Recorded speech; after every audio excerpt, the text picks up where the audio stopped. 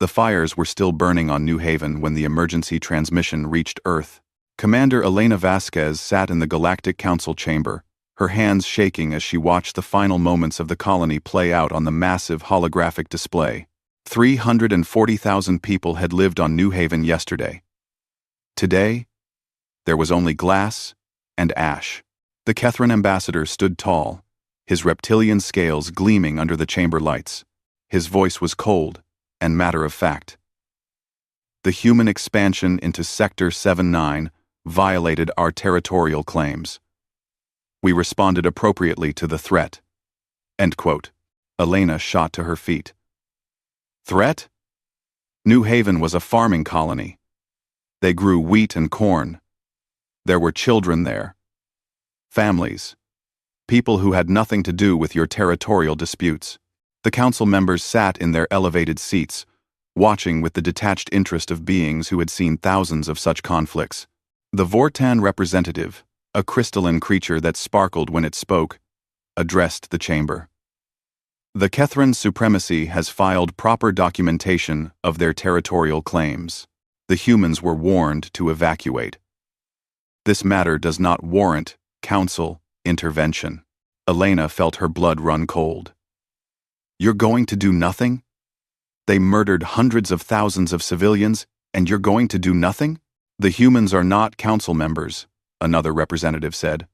Our treaties do not extend to non-member species in disputed territories. Perhaps this will encourage your people to reconsider your application for membership and accept our terms. She understood then. This was politics. The council wanted humanity desperate, willing to accept any conditions for protection. They were using the dead of New Haven as leverage. Then we're on our own, Elena said quietly. As you have always been. The Kethran ambassador replied with something that might have been a smile. Far from the gleaming halls of the Galactic Council, in a region of space so unremarkable that most star charts labeled it simply as Void Nebula, something was changing. The nebula itself was nothing special, just a cloud of ionized gas and cosmic dust that played havoc with sensors. Ships avoided it because there was nothing worth finding there. That was exactly why the USS Blackstar had been hiding there for the past 3 years. Captain Marcus Kane stood on the bridge of his ship, reading the encrypted transmission for the 3rd time. New Haven was gone. The council had refused to help, and now intelligence suggested the Kethrans were moving toward Prometheus 7, a mining colony with 80,000 people. Sir, we're receiving another distress signal, his communications officer said. It's from Prometheus 7. They're reporting Kethran warships entering their system. Kane closed his eyes. Behind his eyelids, he saw his daughter's face, little Sarah, 7 years old, gap-toothed and smiling. She had been on New Haven, visiting her aunt. The last message he received from her was a video of her holding a flower she had picked. Look, Daddy, it's purple. Just like the ones in our garden at home. There were no more gardens on New Haven. No more flowers. No more little girls with gap-toothed smiles. His executive officer, Commander Sarah Chen, stepped up beside him. They had served together for 15 years. She knew what he was thinking without him having to say it. Our orders are clear, Marcus. We stay dark. We stay hidden. The Blackstar is too valuable to risk in open combat. Our orders, Kane said slowly, were written by politicians who thought we'd never need this ship. They built the most advanced warship in human history and then decided it was too dangerous to use. Too scary. Too violent. Better to let colonies burn than to show the galaxy what humanity is really capable of. If we go active, Earth Command will have our heads, Chen warned. Kane looked around his bridge. 47 crew members were on duty at their stations. Throughout the ship, another 800 men and women waited. Every single one of them had volunteered for this assignment. Every single one of them had lost someone to alien aggression. They weren't here for glory or advancement. They were here because someone needed to protect humanity when no one else would. Lieutenant Morrison, Kane said to his communications officer, send a message to all departments. Recall all personnel from shore leave. I want everyone back on board within the hour. Sir? Morrison's eyes widened. You heard me. And someone wake up. Engineering. Tell them to start the main reactor sequence. We're taking the Blackstar out of retirement. Chen grabbed his arm. Marcus, think about this. Once we go active, there's no going back. We'll be court-martialed. The ship will be seized. Everything we've built here will be over. Kane pulled up the tactical display. 17 human colonies lay in the Kethran attack corridor. 17 chances for thousands more Sarahs to die, while the Galactic Council debated treaties and territorial claims. 17 opportunities for humanity to prove it could be pushed around, bullied, exterminated without consequence. Then we make it count, he said. We make sure that when they tell the story of the Blackstar, they remember why we did this. Not for glory, not for revenge, because it was right, because someone had to. Alarms began sounding throughout the ship as systems that had been dormant for years roared to life. The exotic matter hull, a technological marvel that had cost Earth's entire defense budget for 5 years, began charging with energy. Weapons, systems that existed nowhere else in human space powered up. The quantum drives, capable of speeds that made conventional FTL look like a leisurely stroll, hummed with barely contained power. Kane activated the ship-wide intercom. His voice echoed through every corridor, every compartment, every corner of his ship. This is Captain Kane. By now you've all heard about New Haven. You know what the Council said. You know we've been ordered to stay hidden. But I'm done hiding. I'm done watching our people die while politicians debate. Prometheus 7 is under attack right now. In a few hours, it might be too late. So I'm giving everyone a choice. Anyone who wants to leave, go now. Take a shuttle. No questions asked. No black marks on your record. But anyone who stays, we're going to war. We're going to show the Kethrans and the Council and every other species in this galaxy that humanity will not go quietly into the night. He waited. No one moved. No one headed for the shuttle bays. Chen smiled grimly. Guess you're stuck with us, Captain. Kane nodded. Navigation. Plot a course for Prometheus 7. Maximum speed. And somebody send a message to the Kethrans. What should it say, sir? Tell them the Blackstar is coming, and they should have left our people alone. In the Void Nebula, a ship designed to be humanity's last desperate weapon of war emerged from 3 years of hiding.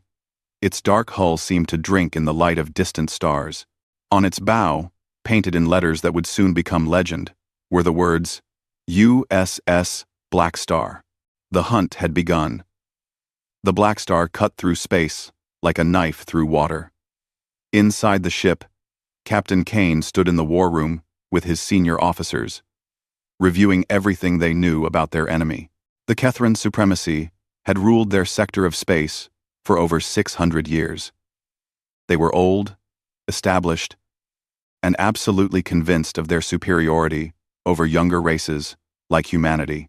They're not wrong to be confident, Lieutenant Commander Park said, pulling up tactical data. Their standard warship outguns anything in Earth's fleet by a factor of 3. Their shields can absorb sustained fire from multiple human vessels. And they've been fighting wars for centuries while we've been struggling just to survive first contact with hostile species.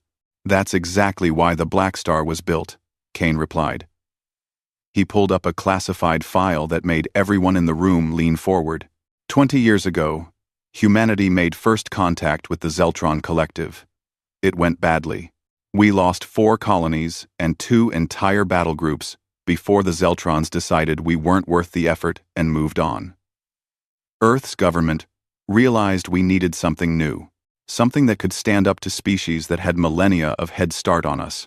The screen showed images of the Blackstar under construction. It had been built in secret and in a shipyard hidden in the asteroid belt between Mars and Jupiter. The best scientists from 20 nations had contributed. The project had consumed resources that could have fed entire worlds. We started with recovered alien technology from a dozen different species, Chen explained. The hull is made from exotic matter we learned to synthesize from Vortan designs. It doesn't just resist damage, it absorbs energy and redirects it. Shoot at the Blackstar with lasers, and you're just charging our batteries. The weapons, Park continued, are entirely human innovation. We took concepts that other species thought were impossible or too dangerous, and we made them work. Quantum singularity cannons that can tear ships apart at the molecular level. Relativistic kinetic missiles that hit with the force of small asteroids. Causality mines that exist in multiple time states simultaneously. Kane knew every system on his ship intimately. He had watched it being built, had trained with it for 3 years in the dead zones where no one would see. The Blackstar wasn't just a warship, it was humanity's answer to a galaxy that had proven, again and again, that it saw them as prey. Earth Command thought we were too powerful, Kane said bitterly. They were afraid of what would happen if we actually used this ship. Afraid of starting wars we couldn't finish, so they ordered us to stay hidden. To be their secret ace in the hole, for some theoretical future threat. Meanwhile, real people are dying right now. The ship suddenly lurched as they dropped out of FTL. Through the main view screen, the Deneb colony appeared. It was a beautiful world, mostly ocean with a few island continents where 200,000 humans had made their home. But the beauty was marred by the 12 Kethran warships in orbit. Their weapons platforms already firing down at the cities below. Sir, they're targeting civilian centers, the tactical officer reported. Reading multiple impact sites. Estimated casualties already in the thousands. Kane's jaw tightened. Weapons. Target the Kethran flagship. Communications. Hail them. The view screen split to show a Kethran commander. He was massive, nearly 7 feet tall, covered in dark green scales, with razor-sharp ridges along his skull. His eyes were cold, reptilian, without a trace of mercy. Unknown vessel, the Kethran said. You are interfering in a sanctioned military operation. Identify yourself and withdraw immediately, or be destroyed.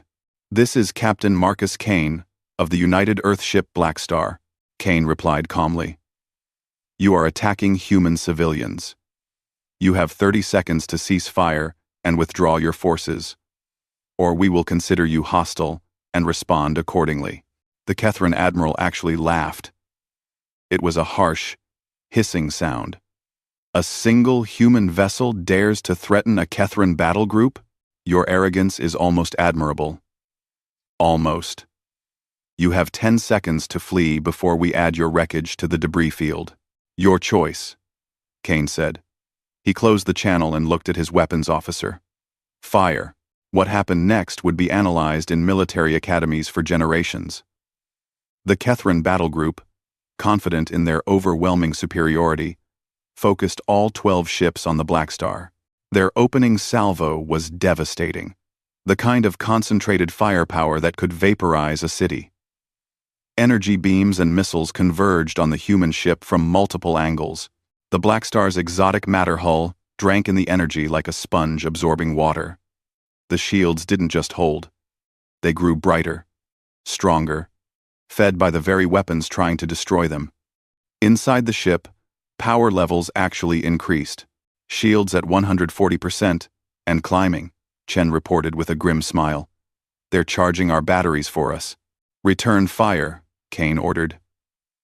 The Blackstar's main weapons fired. They didn't look like traditional weapons. Instead of bright beams or missiles, they launched what looked like tiny black holes, spheres of impossible darkness that warped space around them. 3 of them hit 3 different Kethran heavy cruisers. The effect was instantaneous and horrifying. The ships didn't explode. They didn't burn. They simply ceased to exist at the molecular level, torn apart by forces that ripped the very atoms of their hulls into component particles. One moment, there were 3 massive warships. The next moment, there was only expanding clouds of dust where they had been. On the bridges of the remaining 9 Kethran ships, alarms screamed. The admiral who had been so confident seconds ago stared at his tactical display in disbelief. Impossible. Nothing can generate that kind of destructive force. Nothing. Everride. All ships, evasive maneuvers, he screamed. Full retreat. Get us out of here. Kane had been counting on that reaction. Launch interceptors, he ordered. From the Blackstar's bays, small craft launched. They were unmanned, controlled by advanced AI, and they were fast. Impossibly fast. They caught up to the fleeing Kethran ships in seconds. The interceptors weren't armed with traditional weapons. Instead, they carried relativistic kinetic missiles. Small projectiles accelerated to near light speed. At those velocities, mass and energy became the same thing. Each missile hit with the force of a nuclear weapon. One by one, the Kethran ships died. Some managed to activate their emergency FTL drives and jump away, only to have interceptors follow them through the jump and continue the attack on the other side. It was relentless, merciless, and absolutely one-sided. In 7 minutes, it was over. 12 Kethran warships reduced to debris fields. The Blackstar hung in space above Deneb, its dark hull unmarked, its systems barely taxed by the engagement. On the planet below, the surviving colonists looked up at the sky and saw their salvation. But across the Kethran supremacy, military commanders received reports that turned their blood cold. A single human warship had just annihilated an entire battle group. The species they had thought of as weak prey had revealed they possessed weapons beyond anything the Kethrans had faced. Admiral Skolath's flagship, the Pride of Kethran, was the last to die. Before it broke apart, the Admiral sent one final transmission to his homeworld. His voice was filled with fear, something no human had ever heard from a Kethran before. Warn the hierarchy, warn everyone. The humans have been hiding their strength. They have ships we cannot fight. They have a demon, and its name is Blackstar. Then his transmission cut off as his ship joined the others in death. Kane stood on his bridge, watching the tactical display clear of hostile contacts. He felt no joy in the victory, only a grim satisfaction. His crew was silent, processing what they had just done. "Captain," Morrison said quietly, "we're receiving a transmission from Deneb. They're thanking us. They're calling us heroes." Kane closed his eyes and saw his daughter's face again. "We're not heroes, Lieutenant. We're just people who got tired of watching our children die. Set course for the next colony in the Kethran attack corridor. And somebody send a message to every human settlement in this sector." "What should it say, sir?" "Tell them the Blackstar is here. Tell them humanity fights back. And tell the Kethrans we're coming for them."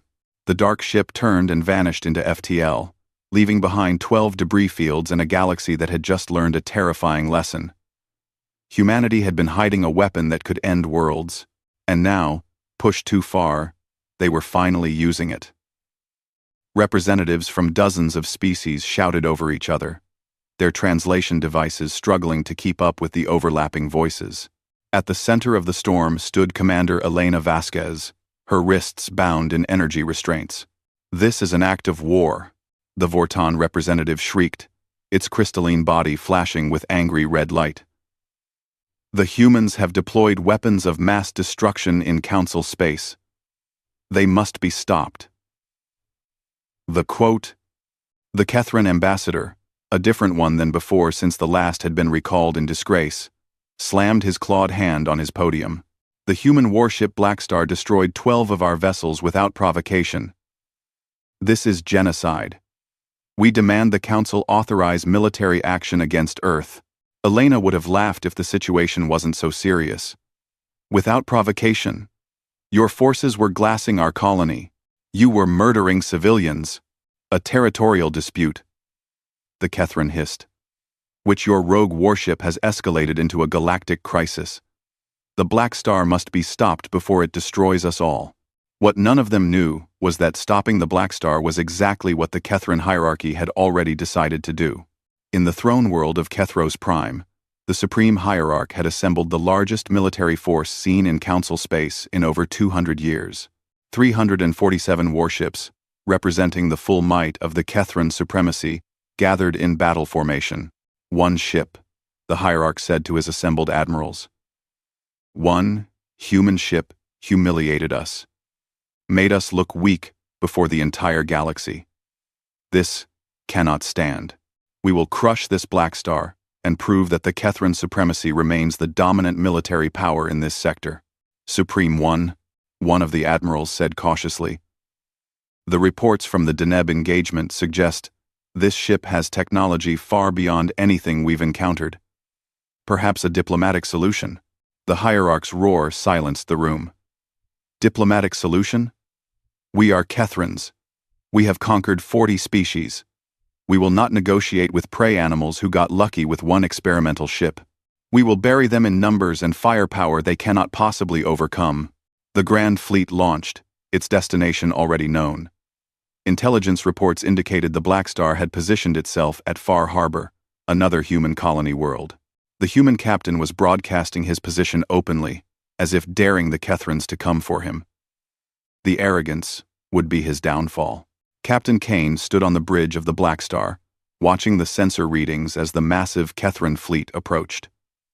347 ships. It should have been terrifying.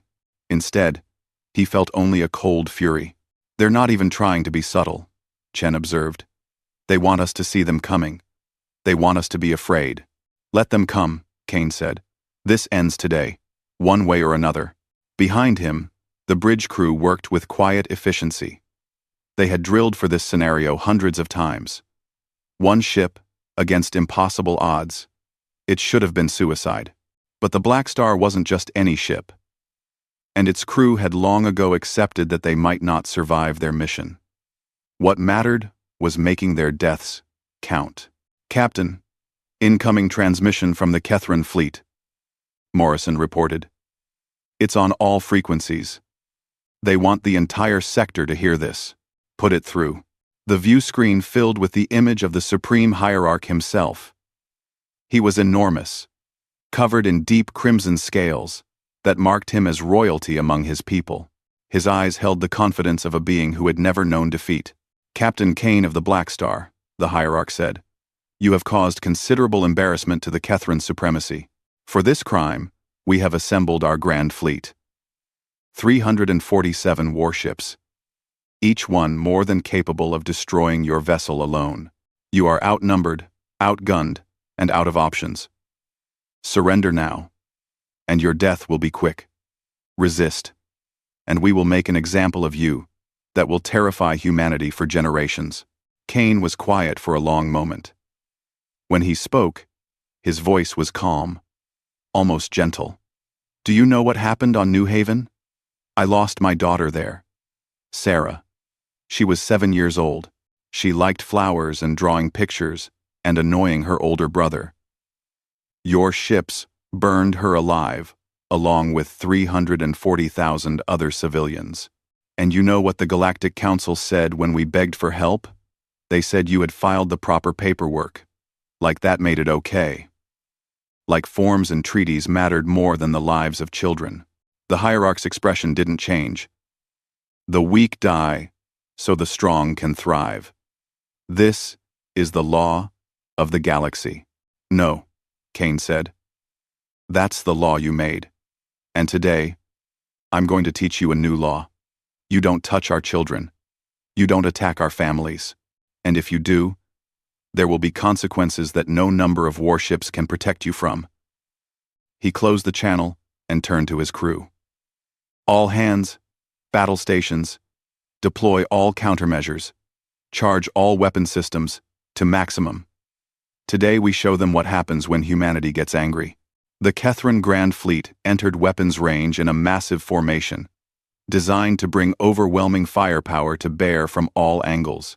They opened fire simultaneously, thousands of energy beams and missiles converging on the Blackstar from every direction. The humans had prepared for this. The Blackstar's defensive systems activated in sequence, each one a masterpiece of human innovation born from desperation and genius. First came the causality mines, devices that existed in multiple time states at once. They detonated before the Kethran weapons could reach their target, creating temporal distortions that caused missiles to explode prematurely and energy beams to scatter into harmless radiation. Then the nanite swarms deployed, clouds of microscopic machines that intercepted incoming projectiles and broke them down into raw materials. What had been deadly missiles became nothing more than useful atoms for the Blackstar's matter fabricators to recycle. And finally, the ship's gravity wells activated, localized distortions in space-time that bent incoming fire away from the ship and back toward the attackers. Several Kethran vessels found themselves hit by their own weapons. "Return fire," Kane ordered. "All weapon systems. Maximum spread. Show them what the Blackstar can really do." What followed wasn't a battle. It was a demonstration of what happened when a species that had been knocked down too many times finally decided to stand up and hit back with everything they had.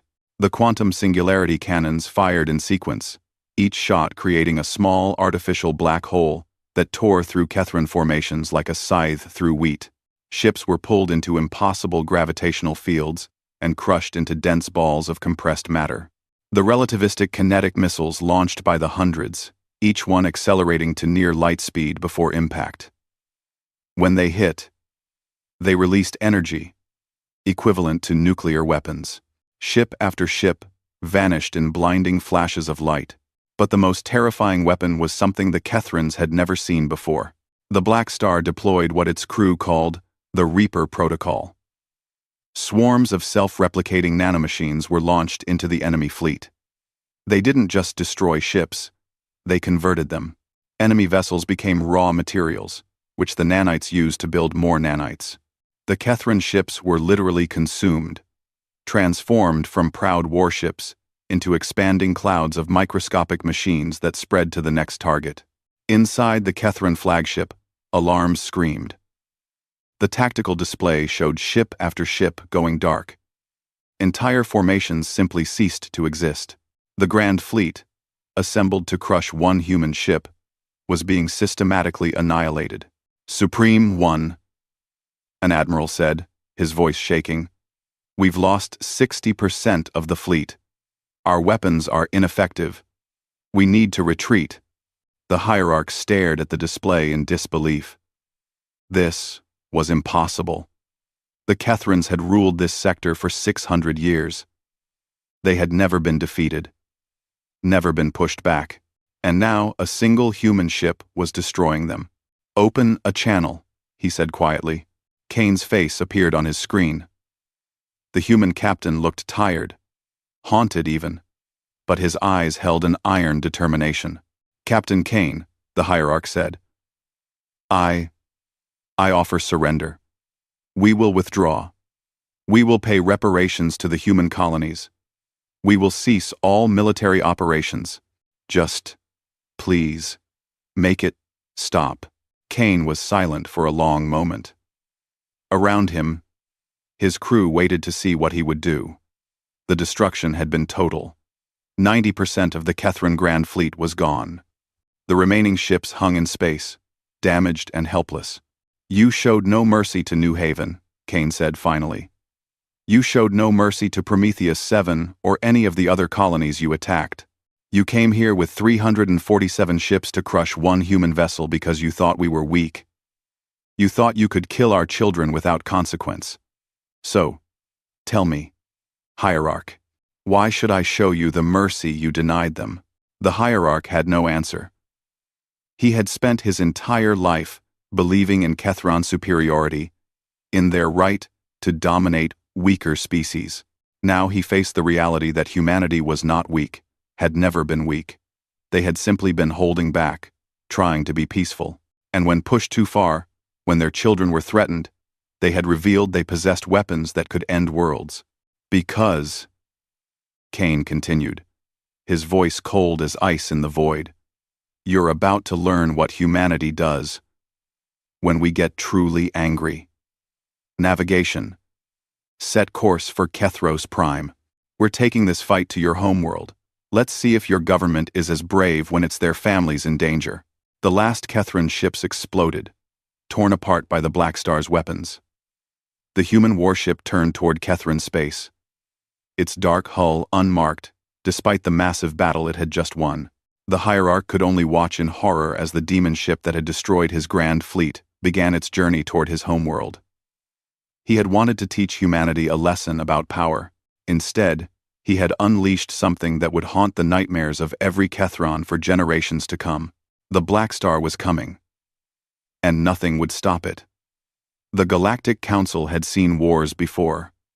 They had witnessed the rise and fall of empires, the clash of civilizations that spanned star systems, but they had never seen anything like the Blackstar's march through Kethran space. It wasn't conquest. It was systematic destruction of everything that had made the Kethran supremacy powerful. Captain Kane had made his intentions clear in a broadcast that reached every corner of Council space. The Kethrans believed they could murder human civilians without consequence. They were wrong. Every military installation, every weapons platform, every warship in their territory will be destroyed. But we are not them. We do not kill civilians. We do not attack the innocent. When this is over, the Kethran people will survive. But their ability to wage war against peaceful colonies will not. The Council watched in growing horror as the human ship made good on that promise. Kethran military bases that had stood for centuries were reduced to rubble. Orbital defense platforms that had never been breached were torn apart by weapons that seemed to bend the laws of physics. Entire fleets launched to stop the Blackstar, and none returned.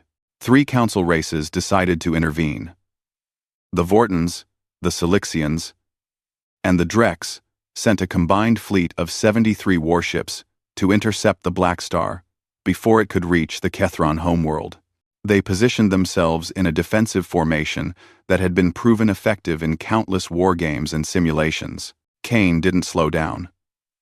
The Blackstar punched through their formation in 18 minutes, leaving nothing but debris in its wake. The Council species had learned the same lesson as the Kethrans. Humanity had been building weapons in secret, weapons that made conventional warfare obsolete. Inside the Council chamber, panic replaced the usual diplomatic calm.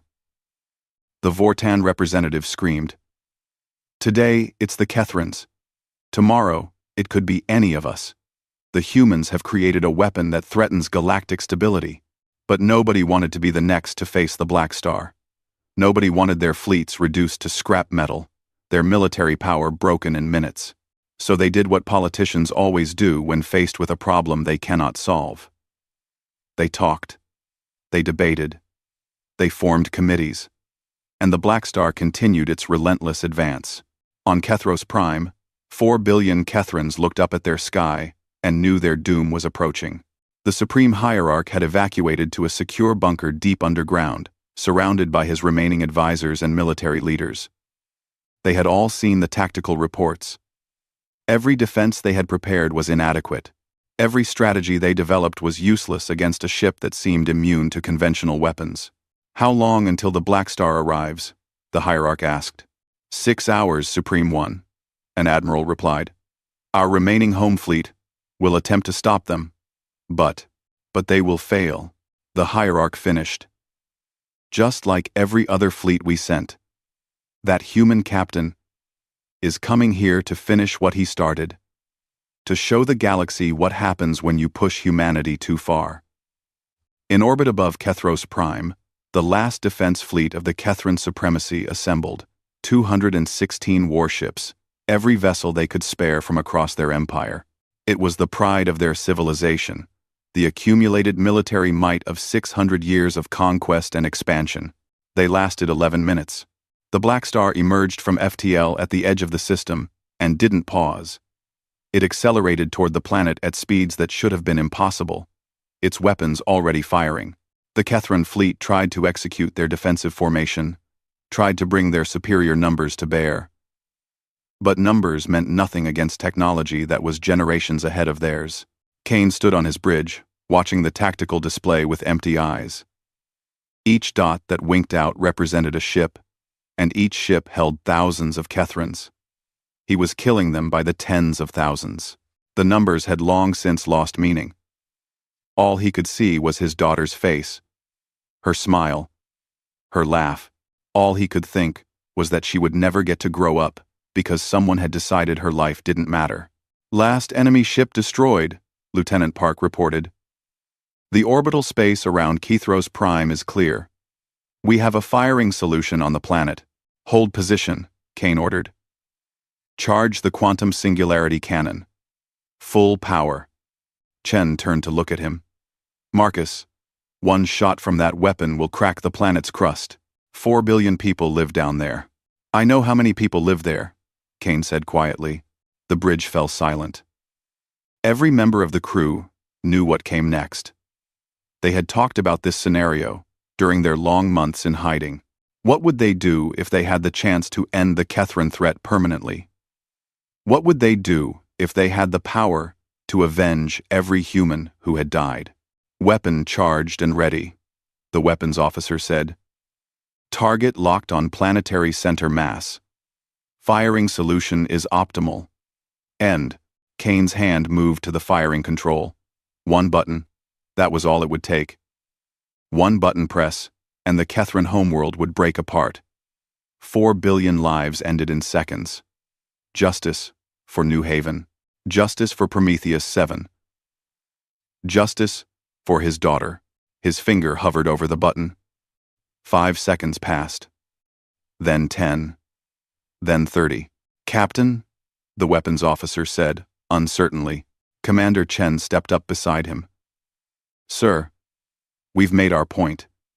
The galaxy knows now that humanity can't be pushed around anymore. We've destroyed their military. We've proven our strength." Kane's hand trembled. "My daughter was 7 years old, Sarah. She liked to draw pictures of flowers. She wanted to be a teacher when she grew up.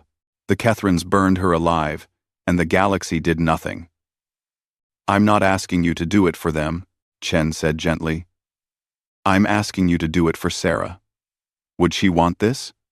Would she want her death to be the reason billions of other children die? Is that the legacy you want for her?" Kane closed his eyes.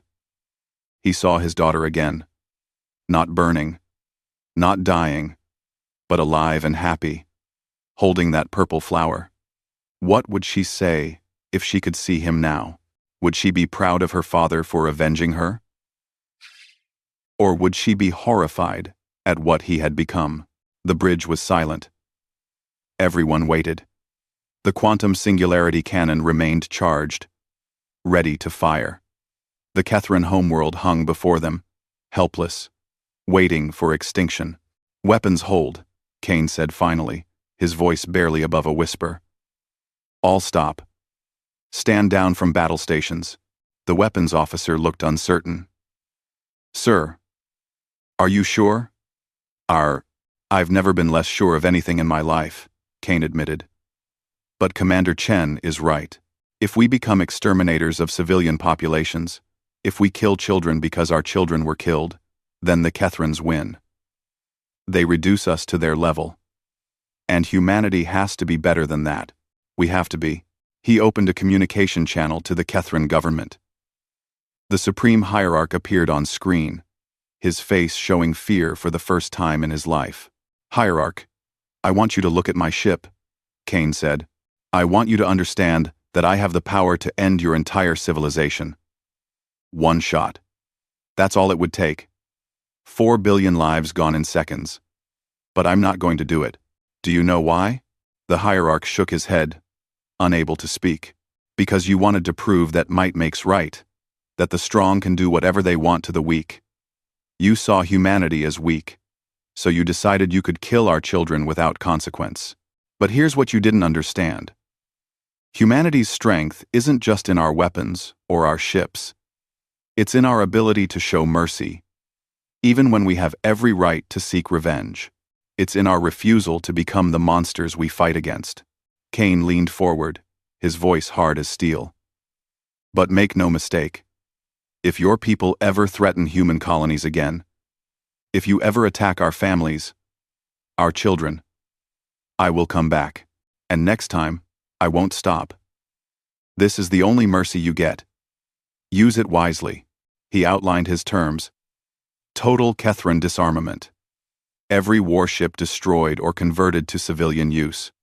Reparations paid to every human colony that had been attacked. War crime trials for every officer who had ordered attacks on civilians.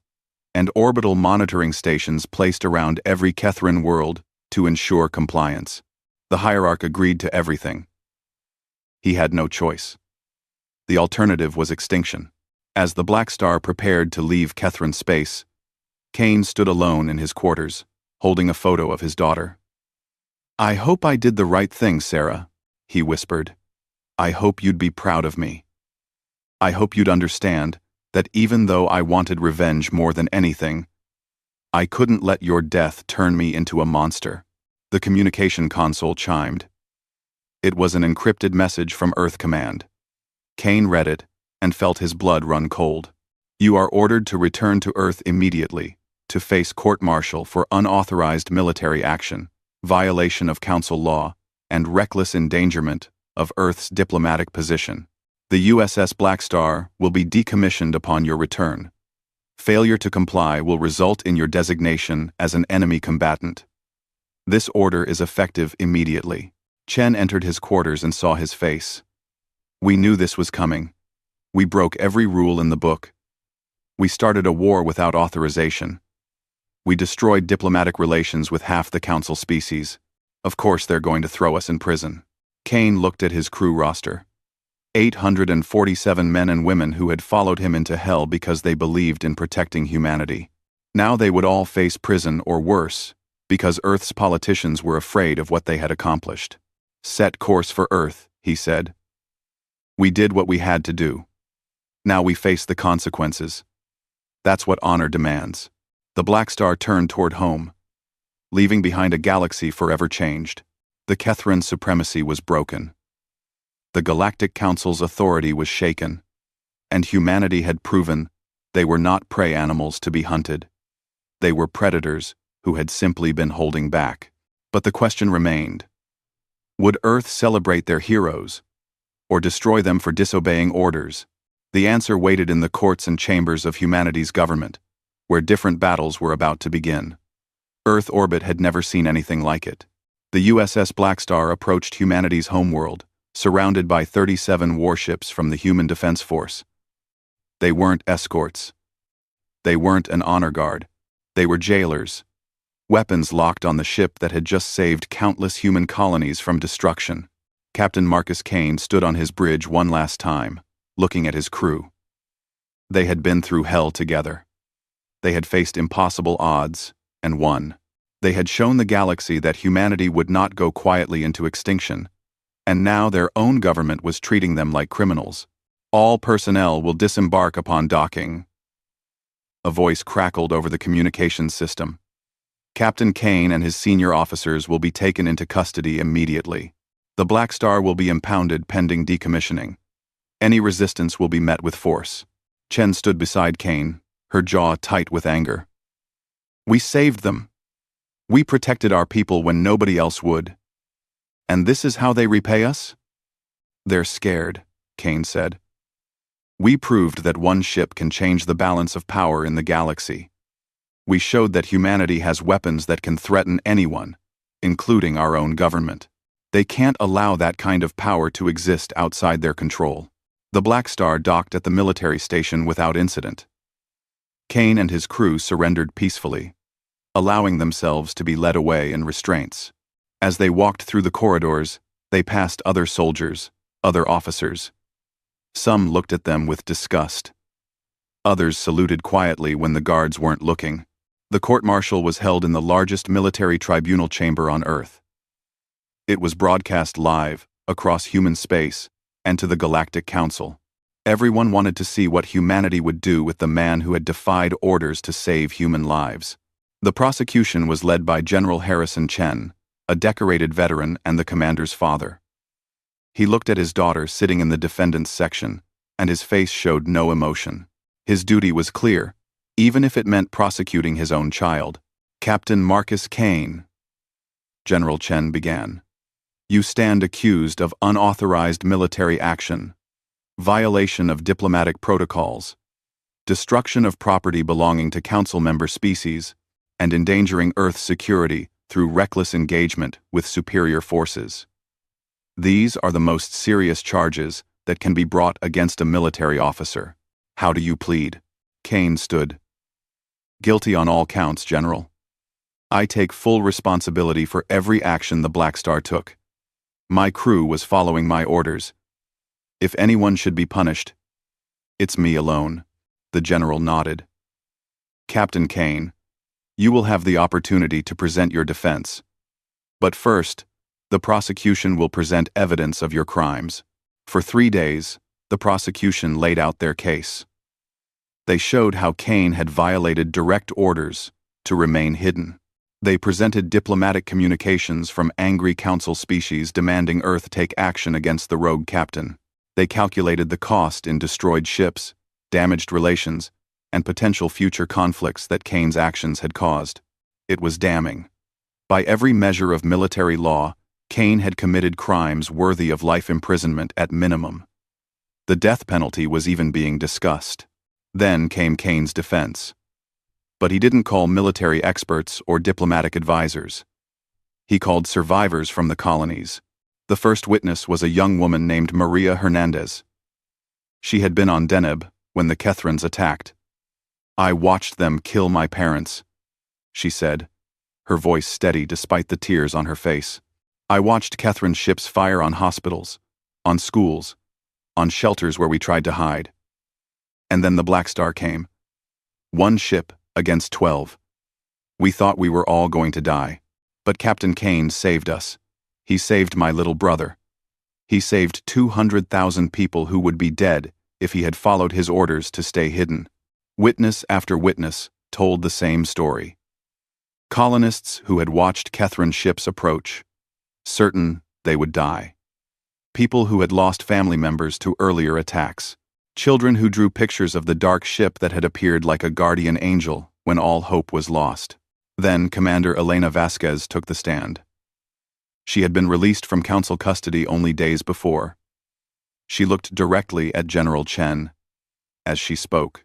The prosecution says Captain Kane endangered Earth's security and damaged our diplomatic relations. Let me tell you about those diplomatic relations. When New Haven was destroyed, I begged the Council for help. Do you know what they said? They said the Kethrans had filed the proper paperwork. They said 340,000 human lives didn't matter because we weren't Council members, and the deaths were legally justified. She pulled out a data chip. I'm submitting into evidence intercepted communications between Council species. These messages prove that the Council knew the Kethrans were planning a systematic extermination of human colonies. They knew, and they did nothing. In fact, several species saw it as an opportunity. They thought watching humanity be destroyed would convince survivors to join the Council on their terms, desperate and willing to accept any conditions. The courtroom erupted. General Chen called for order, but the damage was done. The broadcast was being watched across human space, and people were seeing the truth. The Galactic Council had stood by while genocide was being planned. Earth's government had known about the Blackstar's capabilities and chosen to hide them rather than defend their colonies. The turning point came when Kane himself took the stand. The prosecutor asked him the question everyone wanted answered. Captain Kane, did you consider the potential consequences of your actions? Did you think about the possibility of starting a war? Earth couldn't win? Competitor. Captain Kane. Kane was quiet for a moment. Then he pulled out a small photograph and held it up. This is my daughter, Sarah. She died on New Haven, 7 years old. The Kethrans killed her and hundreds of thousands like her. And the galaxy's response was to debate whether it was technically legal. So yes, I considered the consequences. I considered that if I followed my orders, more children would die, more families would be destroyed, And humanity would learn that we were alone in this galaxy, that nobody would help us, that our only choice was to protect ourselves. He looked directly at the general. I broke the rules. I violated orders. I started a war, but I saved lives. I showed the Kethrans and the Council and everyone else watching that humanity will not be victims. We will not watch our children die while politicians debate and diplomats shake hands with our murderers. If that makes me a criminal, so be it. I'd make the same choice again. The courtroom was silent. Then, from the back, someone started clapping. It was a young man in a military uniform, a lieutenant who had lost his family to alien raiders years before. Another joined him, then another.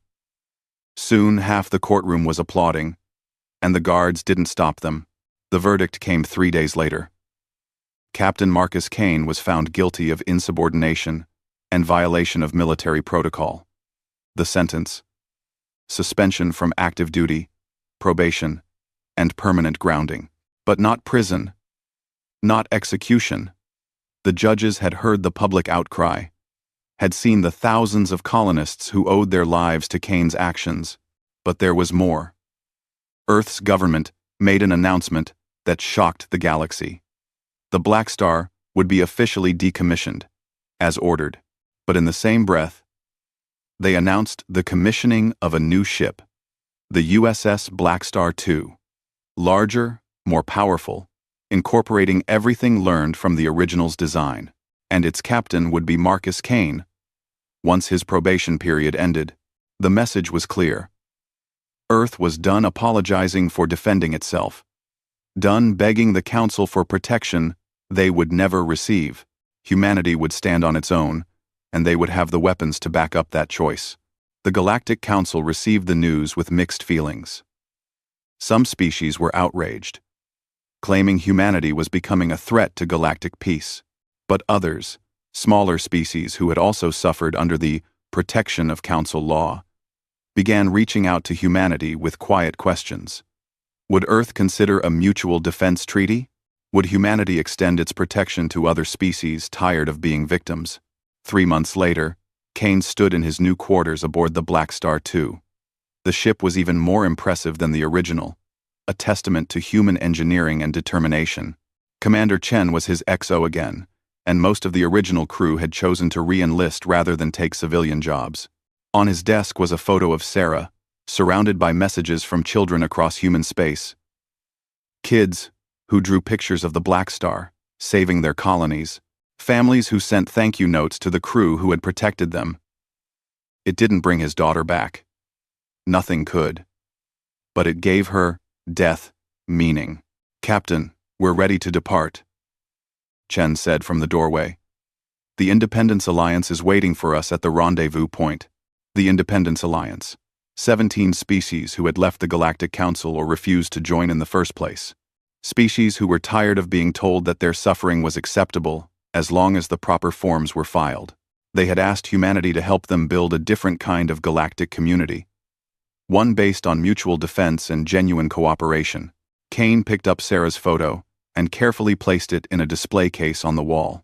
Then let's not keep them waiting. Take us out, Commander. The Blackstar II undocked from Earth Station and moved toward the stars. Behind it, the original Blackstar sat in a museum orbit, a memorial to the day humanity had finally said, no more. The day they had proven that human mercy was not weakness, and human anger was not something to be tested. In his final log entry, Kane wrote, "We learned 3 truths in this war. First, the galaxy is not kind to the weak, and kindness should never be mistaken for weakness. Second, strength without mercy turns you into the very evil you fight against. We must never forget the difference. Third, sometimes the galaxy needs to be reminded that humanity protects its own. We lost people we loved. We paid a price for standing up, but we proved something important. Humanity will not go quietly into the night. We will not watch our children die while others debate our right to exist." The Blackstar sailed once more. Not as a weapon of vengeance, but as a shield for those who cannot protect themselves. The galaxy learned its lesson. Cross humanity, threaten our families, attack those we have sworn to protect, and nothing will remain after our anger strikes. But treat us with respect, honor our right to exist, and you will find no more loyal ally in all the stars. That is the legacy of the Blackstar. That is humanity's promise to the galaxy. The ship jumped to FTL, leaving Earth behind. Ahead lay a galaxy that would never again see humanity as prey. Behind them lay the graves of those who had learned that lesson too late. The Blackstar's war was over. But humanity's watch had just begun, and across the stars, in colonies and settlements and worlds that bore human names, children slept safely, knowing that if darkness came, a black ship with weapons that bent reality would be there to stand between them and their enemies. The galaxy had changed. Humanity had changed it, and nothing would ever be the same again. The emergency alarm blared through the command center. Captain John Miller looked up from his console, his face tense in the red warning lights. The message from Europa was clear. They were under attack. "Put it on screen," he ordered. His voice stayed calm despite the chaos around him. The main display flickered to life, showing the mining outpost on Jupiter's icy moon. Smoke poured from buildings. Bodies lay scattered across the ground. And there, hovering above the destruction, was a ship unlike any human vessel. "Record everything," Miller said, "and prepare my shuttle. We leave in 10 minutes. 20 hours later, Miller stood in the ruins of the outpost. The air smelled of burned metal and worse things. His team moved carefully through the wreckage, collecting samples and data. "Captain," called Sergeant Frank Porter, "you need to see this." Porter stood by a strange piece of metal, clearly not human-made. It glowed faintly with blue light despite being broken. "Bag it," Miller said. "Everything goes back to Earth." 3 days later, the United Nations Space Command met in the underground facility beneath Geneva. Admiral Susan Wright, her gray hair pulled tight in a bun, placed Miller's findings on the table. "This was not a random attack," she said. "Based on the technology and attack pattern, we believe this was the Akraxian Empire." The room fell silent.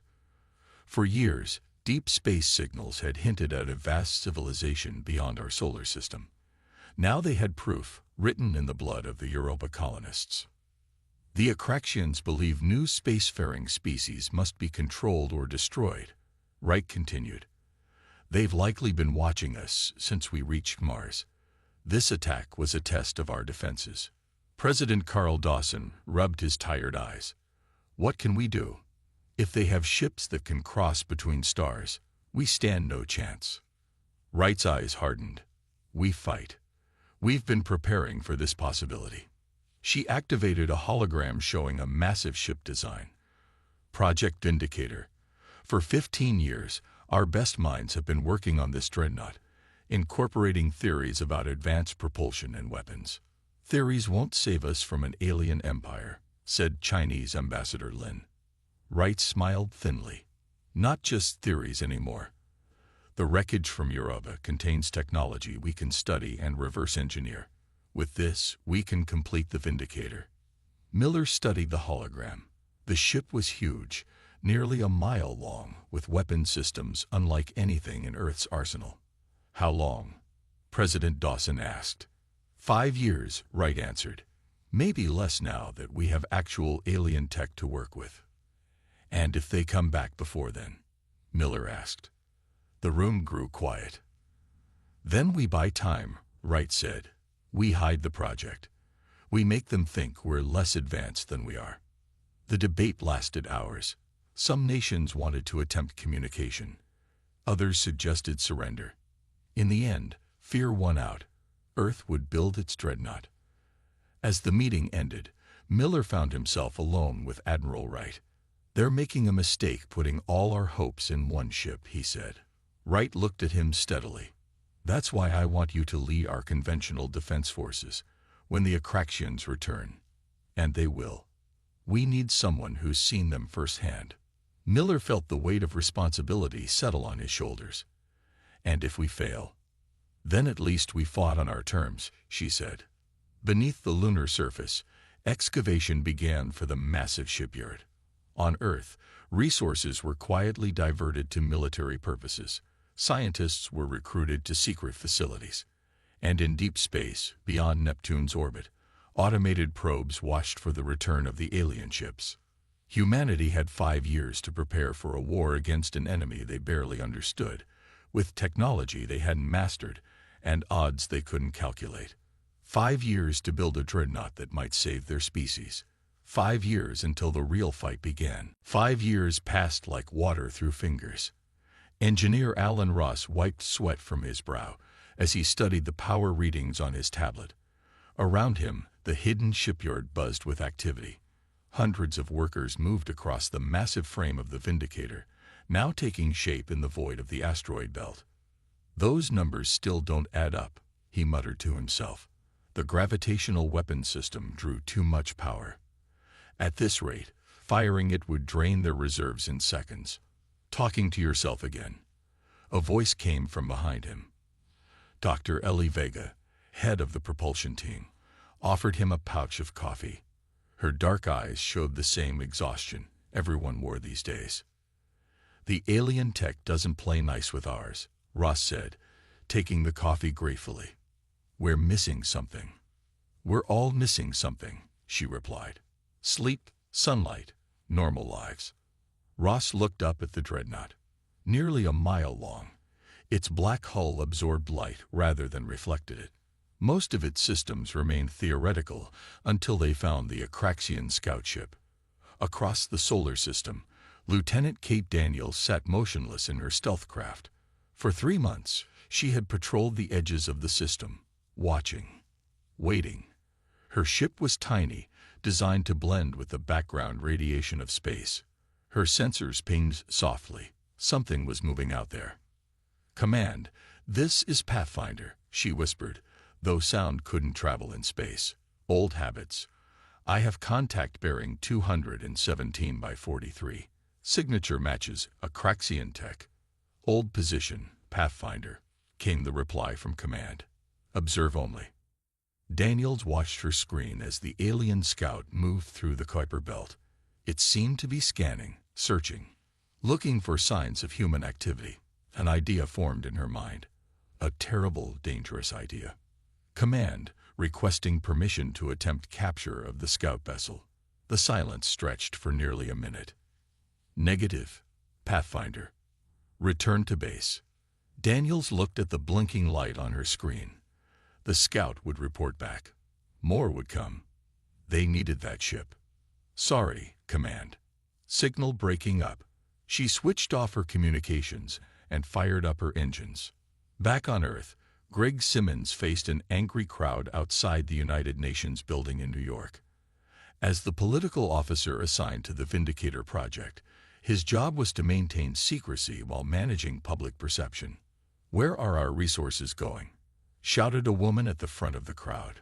My children are hungry while the government builds more ships. Simmons raised his hands for quiet. The colonization efforts require resources. Mars and Europa need supplies. This is temporary. Liar, someone shouted. There are no ships going to the colonies. Where are they really going? Simmons felt sweat form on his back, despite the cooled spring air. The lie was getting harder to maintain. 5 years of redirected resources had taken their toll. Food shortages, energy rationing. People were suffering. His secure phone buzzed. He stepped back from the podium to answer it. Simmons, we have a situation. Admiral Wright's voice was tense. Lieutenant Daniels went off mission. She's engaging an Akraxian scout. Simmons' blood went cold. Casualties. Unknown. But we've lost contact with her. He glanced at the crowd, then back at his phone. If she succeeded and captured alien tech, then we're one step closer, Wright said. If she failed, they'll know we're preparing. Simmons finished. Keep the public calm, Wright ordered. I need to alert the president. The call ended. Simmons turned back to the crowd, forcing a smile onto his face. How do you tell people to prepare for a war they don't know is coming? In the darkness of deep space, Daniel's small craft drifted silently toward the alien scout. One shot. She would have one shot to disable it without destroying it. Her hand tensed on the controls. It was time. Commander Zexel stood on the bridge of the Imperial warship Dominant Will. His 4 eyes narrowed as he studied the report. The scout ship had vanished near the third planet's outer system. This was the second vessel lost in this backward region. The primitives should not have been capable of such resistance. Prepare the fleet for jump, he ordered. His voice rasped through the translator.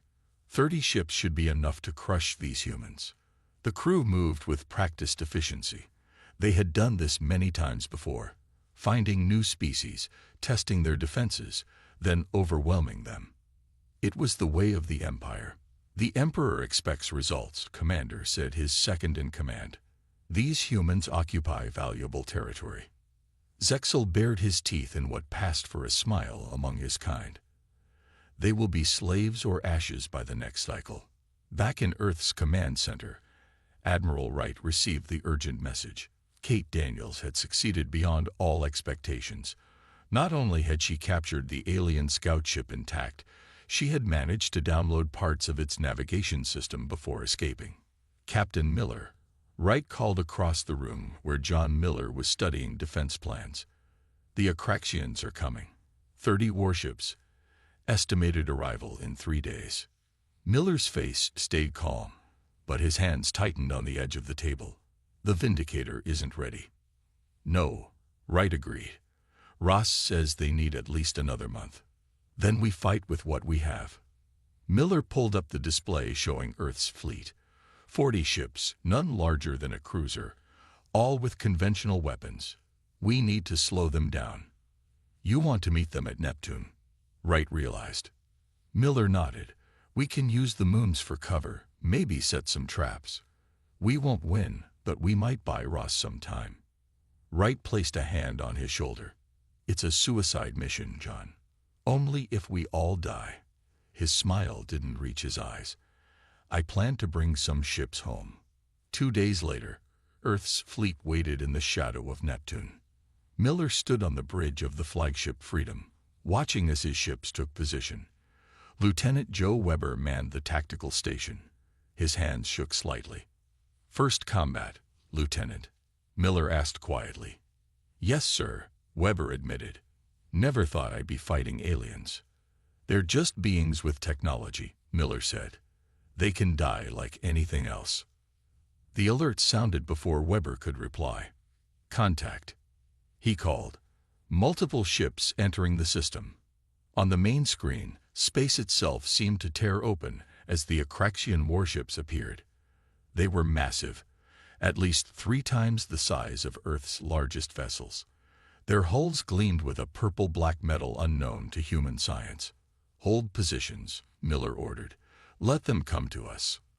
The Akraxian ships moved with arrogant confidence, not bothering with evasive patterns. They clearly didn't consider the human fleet a serious threat. Miller allowed himself a small smile. Send the signal. Throughout Neptune's ring system, hidden mines activated. The explosions weren't powerful enough to destroy the alien ships, but they created a dense cloud of debris that confused the Akraxian sensors. All ships, attack pattern Delta, Miller ordered. Target their lead vessel. Earth's fleet emerged from hiding, weapons firing. The first shots struck the lead Akraxian ship before its shields fully activated. The alien vessel shuddered under the impact. For a brief moment, Miller felt hope.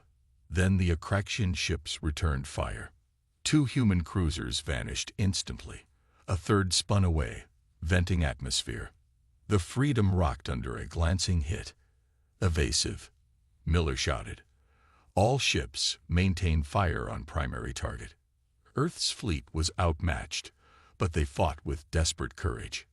An Akraxian ship exploded as concentrated fire found its reactor. Then another. A third drifted powerless. But the cost was terrible. Half of Miller's fleet was already gone. "We've done enough," he said grimly. "All remaining ships retreat to fallback position." The Freedom turned away from Neptune, engines straining. Behind them, the Akraxian fleet regrouped, now wary of the primitive humans who had somehow destroyed 3 Imperial vessels. Miller had bought Earth precious time, but at what cost? Alan Ross stared at the main power coupling of the Vindicator with red-rimmed eyes. He hadn't slept in 3 days, not since they got word of the battle at Neptune. Not since they learned the Akraxian fleet was now heading toward Mars. "We're out of time," he said to no one in particular. "I know." Admiral Wright had entered the engineering bay quietly. She looked as tired as Ross felt. "Can it fly?" Ross ran a hand through his unwashed hair. "The hull is complete. Engines work. Life support is stable." He hesitated. "But the main weapons are untested. The gravitational cannon might tear itself apart when fired." Wright's face remained hard. "That's a risk we have to take. We need the Vindicator now, not next month." "A skeleton crew then," Ross said. "Just enough to operate essential systems. Already selected." Wright handed him a tablet. "You're on it. Chief Engineer." Ross scanned the list, recognizing most names. Captain Miller was listed as Commanding Officer, Lieutenant Daniels as Tactical Officer.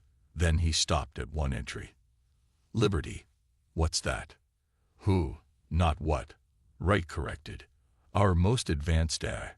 She'll integrate with the ship's systems, compensate for our crew shortages." Ross frowned. "An AI running combat operations. We've never done that before." "We've never built a dreadnought to fight aliens before either," Wright replied. "The Vindicator has too many systems for a human crew to operate efficiently. Liberty was designed for this." 6 hours later, the crew gathered in the Vindicator's massive bridge. Captain Miller stood before them, his uniform still showing damage from the Neptune battle. "I won't lie to you," he said. "This mission is high risk. The Vindicator is untested. We're facing an enemy fleet that has already destroyed half our conventional forces." He looked at each crew member in turn. 48 people to operate a ship designed for hundreds. But we're humanity's best chance.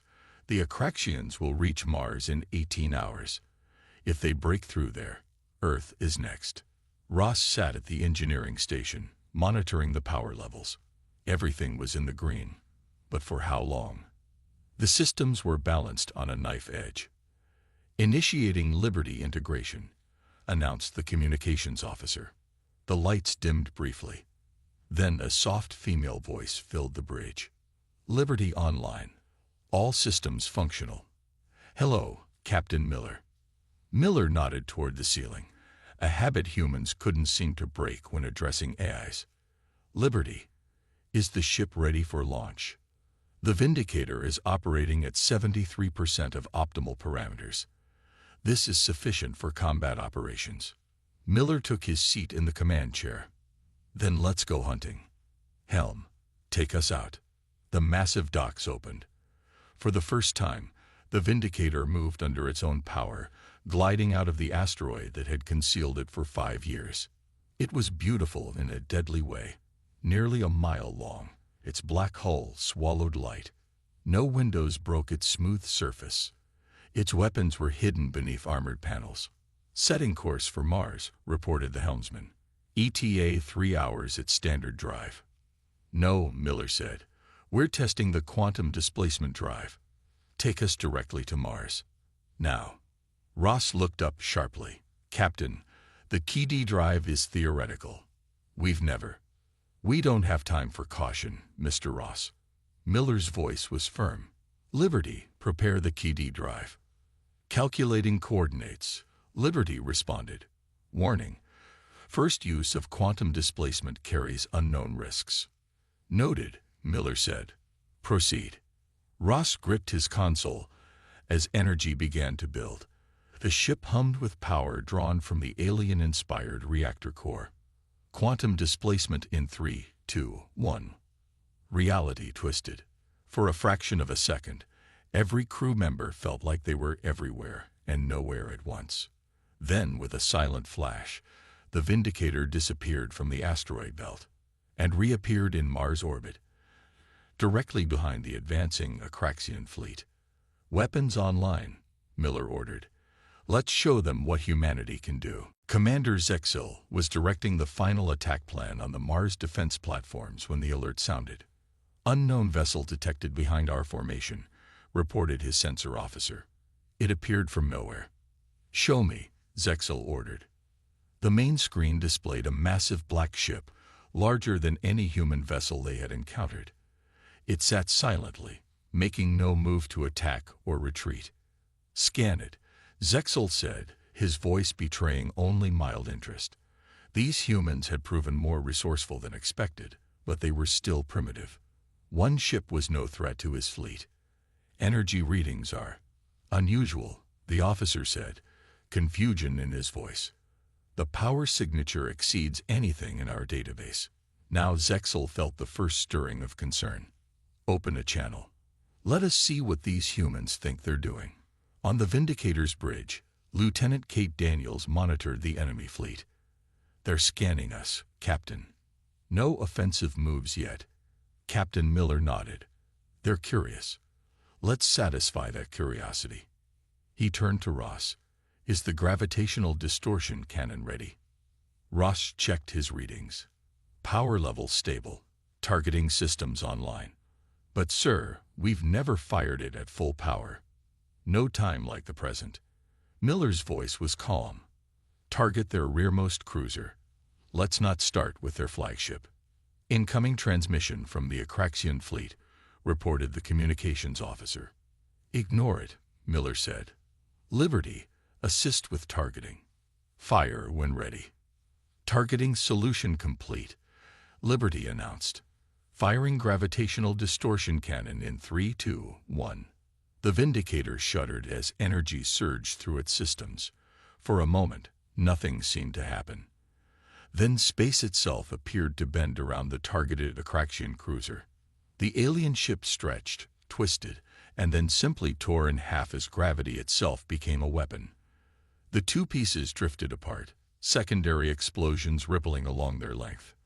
Silence fell across the Vindicator's bridge. Even Miller seemed shocked at the weapon's power. "Status report," he finally managed. "Weapon functioning at 94% efficiency," Liberty replied. "Power reserves at 82%. Cooling systems operating within parameters." "The Akraxian fleet is moving," Daniels reported. "They're turning to engage us." Miller smiled grimly.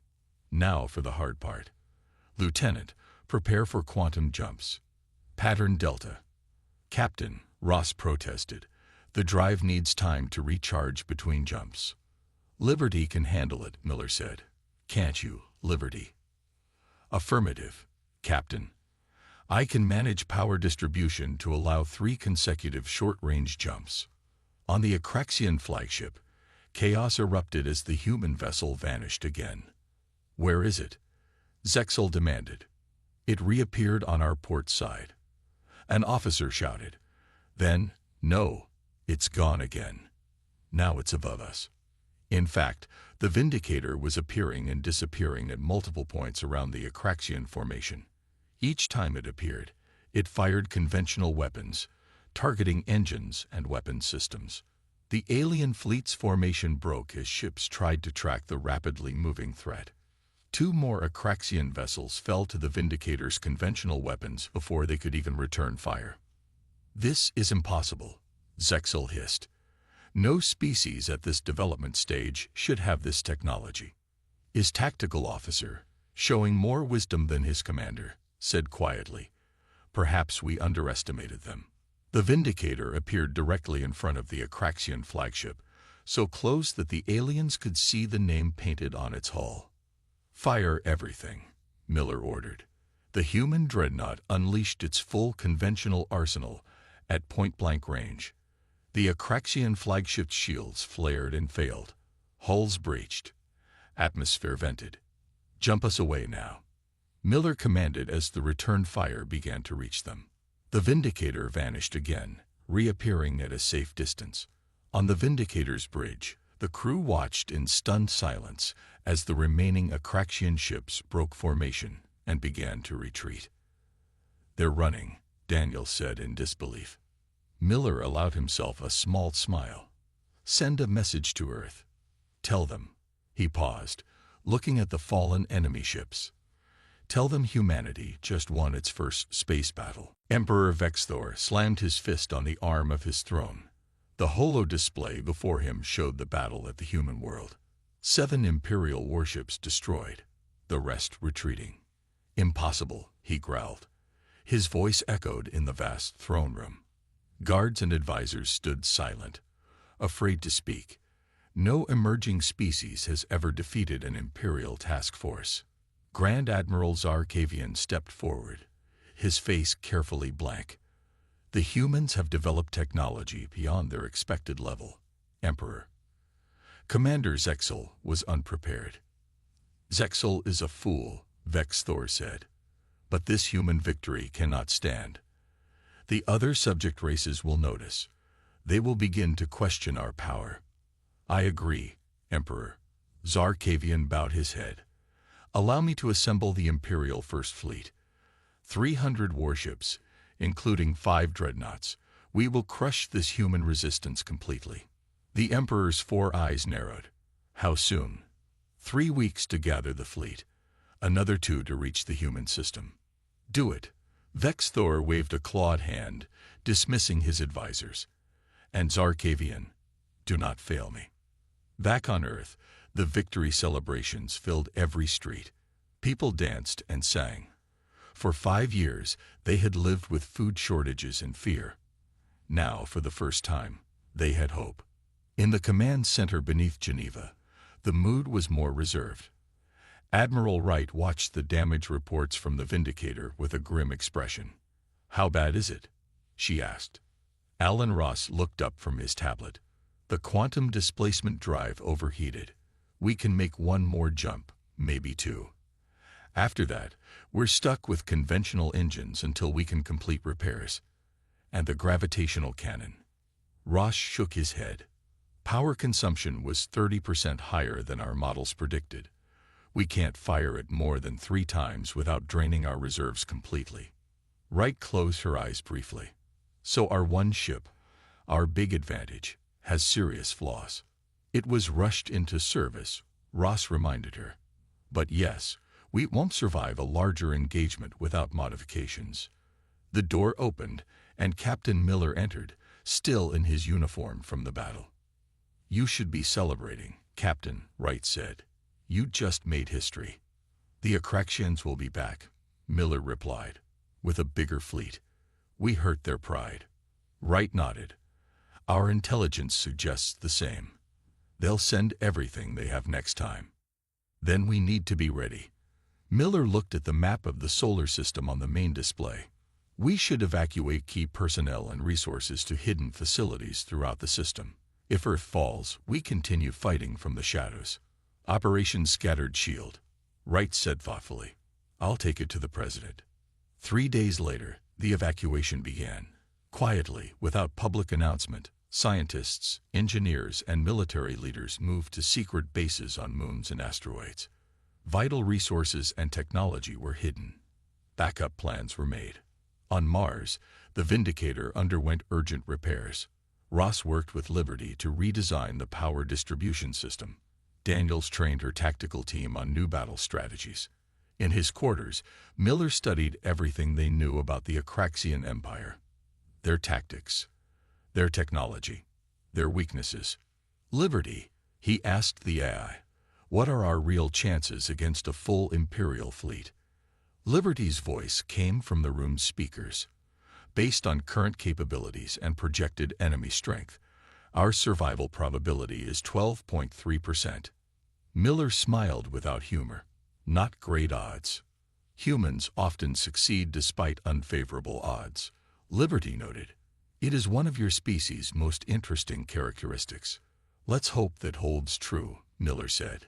He returned to his study of Akraxian fleet formations, looking for any advantage, any weakness they could exploit. Across the solar system, humanity prepared for what might be its final battle. They had 5 weeks until the Imperial First Fleet arrived. 5 weeks to find a way to survive. 3 weeks passed. The Vindicator hung in space near Earth, its repairs mostly complete. Inside the ship, Captain Miller gathered his senior officers in the command room. "We have new intelligence," he said without preamble. "The Imperial fleet is assembling at these coordinates." He pointed to a location on the star map, about halfway between Earth and the nearest Akraxian-controlled system. 300 ships, Lieutenant Daniels said quietly, including 5 of their dreadnoughts. The room fell silent as everyone considered what that meant. Their single ship against 300. "We can't win a direct fight," Miller continued. "But we might not have to." He looked at each face around the table. "I propose we take the fight to them. Hit them while they're still gathering." Ross leaned forward. "The quantum drive is operational again, but jumping that far will use nearly all our power reserves." "What good are reserves if we're dead?" Miller asked. He turned to the room's main display. "Liberty, show them what we found."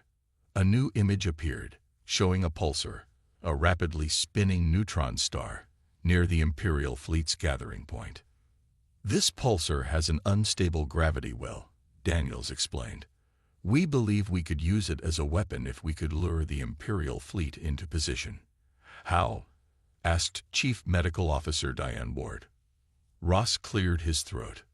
"We've been working with Liberty to modify the gravitational distortion cannon. In theory, we could create a localized singularity, a black hole bomb, essentially, if we can trigger it near the pulsar. The combined gravitational forces would tear apart anything nearby," Miller finished, "even Akraxian dreadnoughts." The officers exchanged looks. Some seemed hopeful, others skeptical. "What are our chances of surviving this plan?" Ward asked. Miller's face remained impassive. "Low, maybe 20%, but our chances against 300 ships in a conventional battle are effectively 0. "Liberty, your analysis?" Ross asked. The AI's calm voice filled the room. "Captain Miller's assessment is accurate. This plan offers a 23.7% probability of mission success. However, ship survival probability is only 8.2%. "A suicide mission, then," Daniels said. Miller shook his head. "A necessary sacrifice. Earth has more ships under construction based on what we've learned. They'll be ready in 6 months. If we can destroy or cripple the Imperial fleet now, humanity will have time to build its defenses." He straightened his uniform. "I'm not ordering anyone. This is volunteer only. Those who wish to stay behind will transfer to Earth's Defense Force." No one moved to leave. "Very well," Miller said, a hint of pride in his voice. "We depart in 6 hours. Prepare your stations."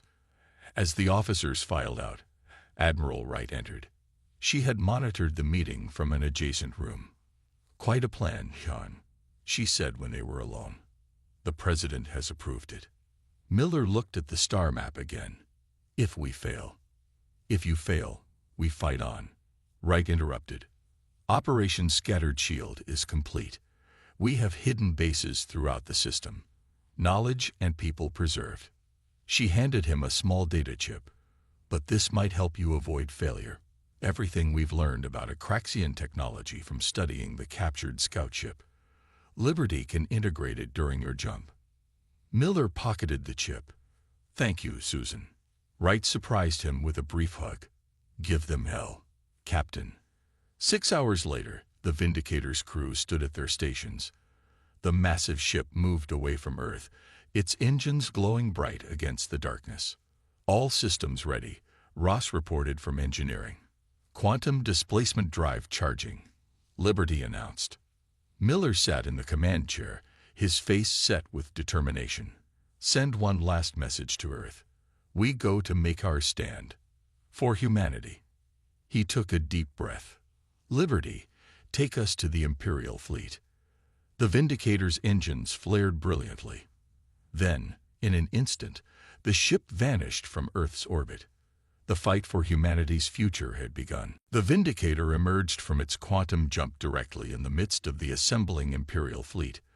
For a moment, there was stillness as the Akraxian ships registered the sudden appearance of the human vessel. Captain Miller wasted no time. "All channels open," he ordered.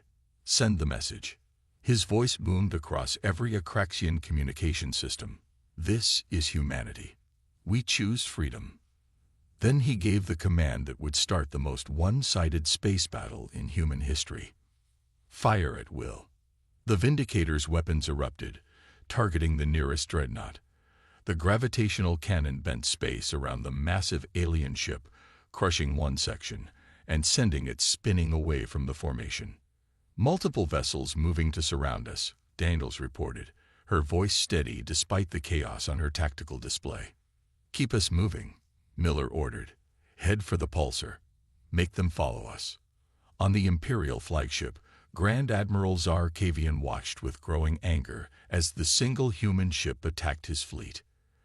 "Destroy that vessel," he commanded. "All ships engage." The space around the Vindicator filled with energy beams and missiles. Most missed as Liberty executed evasive maneuvers beyond human capability. Those that hit were absorbed by the advanced shields Ross had designed. "Shields at 60%. Ross called from his station. "We can't take much more of this." The Vindicator fired again, its conventional weapons destroying two smaller Akraxian ships. The gravitational cannon lashed out, tearing apart another cruiser. But the Imperial fleet was closing in, hundreds of ships against one. "We're approaching the pulsar," Liberty announced. "Gravitational instability detected." Miller nodded. "Begin final approach. Prepare the modified cannon." The Vindicator shuddered as a direct hit broke through the shields. Alarms blared throughout the ship. "Hull breach on Deck 3, reported Liberty. "Emergency containment active." Miller gripped his chair as another hit rocked the ship. "Status of the cannon." "Modifications complete," Ross said, his face streaked with blood from a cut on his forehead. "But firing this close to the pulsar, we might not survive the gravitational backlash." "We knew this was a one-way trip," Miller said quietly. He opened the ship-wide communication. "All hands, prepare for final attack run." The Imperial fleet followed the damaged human ship toward the pulsar, not realizing they were being led into a trap. The massive alien formation spread out, trying to cut off any escape routes. "They're in position," Daniels said. "All enemy ships within the effect radius." Miller took a deep breath. "Liberty, target the pulsar's gravity well. Fire the modified cannon at my command." Warning. Liberty's voice was calm despite the dire situation. "Firing the modified cannon will cause catastrophic system failure. Ship survival impossible." "Understood," Miller said. He looked around at his crew, proud of each of them. "It's been an honor." "Wait," Liberty interrupted.